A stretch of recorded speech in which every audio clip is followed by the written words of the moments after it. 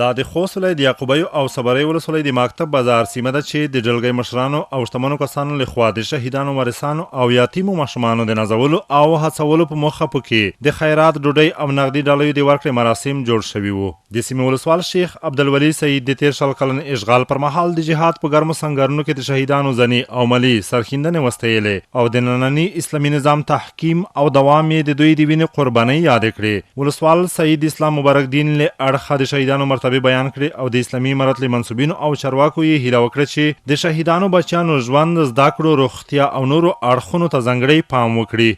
دغه راز د سیموالو په خبره چې د شهیدانو وارثین او اولادونه په کار د نظر ونه غورځول شي او د ژوند په ټولو برخو کې ورته امکانات او سهولتونه برابر شي. د دوی په خبره چې د یاد ولسوالۍ ځوانانو او خلکو د اسلامي نظام د ټینګښت په لاره کې بشمیره قربانۍ ورکړي او په کار ده چې بډایه هیوادوال مرکزی حکومت او خیریه بنسټونه د دوی د ژوند ښه والي لپاره لاس په کار شي.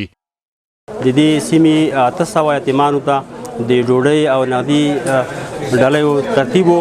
الحمدلله ترتیب ډېر ښه روان دی او په دې مراسمو کې 800 یتیمانو ګډون کړی د دې لپاره چې د دوی پلرونه په 13 کلن دور کې په شهادت رسېدلي دوی مایوسه نه شي د دوی د هڅونې او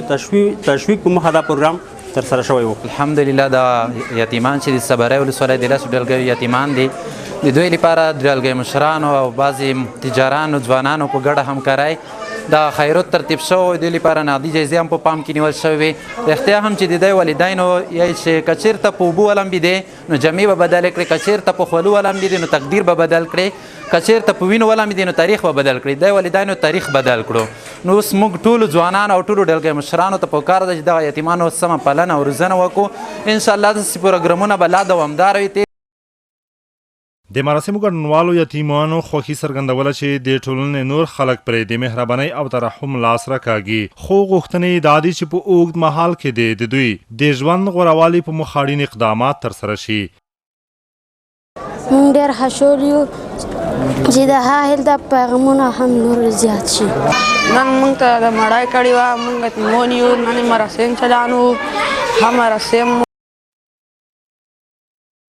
د یادونې د په پام کې ده چې د یعقوبیو او صبرۍ ولسوالۍ په کچه د یتیمانو د روزنې او پالنې په موخه به یو باب دارالیتام هم جوړ او ورغول شي.